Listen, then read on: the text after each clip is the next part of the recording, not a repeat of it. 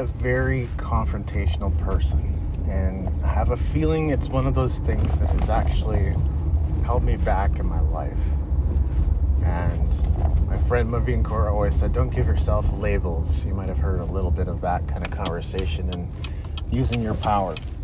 And I agree with him. Like, I never label myself as something permanent. It's like we're all fixed, we're all growing, we're all changing.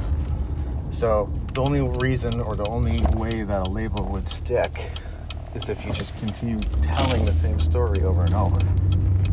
So even as I say that, I think I'm kind of realizing the insanity a little bit in what I'm saying, which is helping. I'm trying to identify, I'm trying to distinguish something in the way that I've been so that I can be freer. And I think that's what today's conversation is really all about. So that's why I'm sharing this with you. Anyway, so what I understand about sensitive intuitives, I'm not saying that description fits me to a T or exactly. All I'm saying is there was a period in my life where that was something that I really needed to hear. And it helped me heal in a very difficult situation where I was feeling very depressed, and I really don't use that word casually at all. It was summer 2014, and my prayers were hitting the ceiling, and I really didn't feel like living anymore. So I was in that state, and that's when I discovered sensitive intuitive and what that meant, and that made a difference for me. So that's where the identification even originally comes from. And like I said, it doesn't have to be set in stone, and it doesn't even have to be something that's permanent or a descriptor that applies to me perfectly. It's just something that helped me through a period of my life that I identified with. But what I know about sensitive intuitives is we have trouble with confrontation. There is something physical that happens when the need for confrontation arises. Usually it's in our gut. We literally feel pain when there's something that needs to be said to another person. Now, throughout my life and my personal development journey, I have gained a lot of ground in terms of self-expression. I'm more self-expressed than I've ever been, but if there's a part of me or there's an aspect of myself that has held me back from being everything I think I'm capable of being, from being totally and completely free, it's probably this, which is confrontation. Now, so you hear confrontation and you might immediately think to yourself, okay, so like yelling and shouting matches and that types of scenarios, and yes, that can apply, but it can actually be something as simple, or for some people really insignificant, as there's something I really need to tell someone, but knowing that you have to go and tell them makes you feel nervous. So that's the physical reaction that I'm talking about. You immediately feel it, not just as like, oh, you know, some minor butterflies in your stomach. You actually feel it as pain.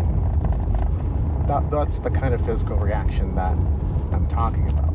And so, are there situations where I've stepped through the pain, the butterflies, the fear to tell people things? Absolutely, right? So that's a deviation from the norm. That's a deviation from the way in which I've described myself or I've identified myself, which is why I say, like, labels are a moving target. So at times, I have been able to be fully self-expressed in these scenarios. But have there been scenarios where I also wasn't able to express myself in the way that I needed to? Yes, 100%, absolutely.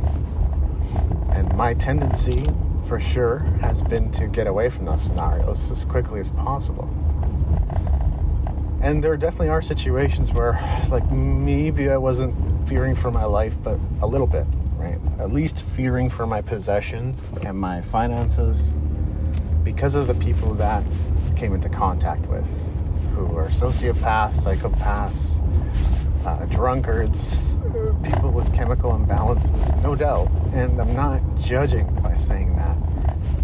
I think there are people close to me who've struggled with various conditions, and so, like, I have an understanding, and in fact, like, I would consider myself very compassionate, or at the very least understanding of people with different conditions.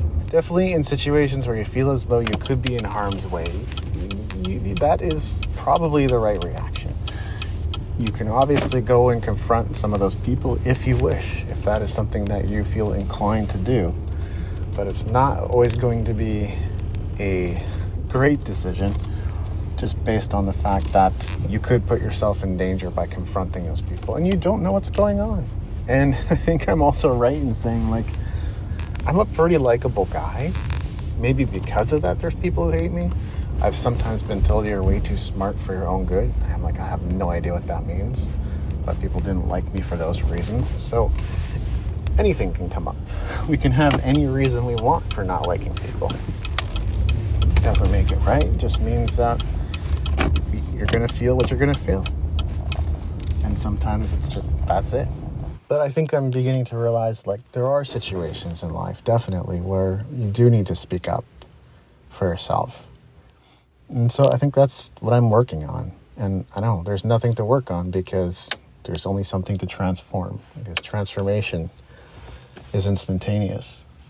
Working on something obviously suggests that it's going to take time and effort, and we have to figure out what specific steps we're going to take, where transformation can come from a discovery and be rather instantaneous. But this is what I'm out to discover for myself, is what do I do in situations where I do need to confront? Is that something I can face up to? And what would I need to have distinguished in my own life such that I can be free to express myself where I need to? Unlock the secrets to skyrocketing your productivity, boosting performance, and maximizing profits with my latest premium guide, the Productivity, Performance, and Profits Blackbook. Tailored for independent artists and entrepreneurs, this comprehensive resource is your roadmap to turning ideas into reality. Say goodbye to abandoned projects collecting dust on your shelves or buried in your hard drives. It's time to bring your vision to life. Grab your free copy of the Productivity, Performance, and Profits Blackbook now at davidandrewweeb.com/blackbook. That's WIEBE. Don't miss out on the key to unlocking your success.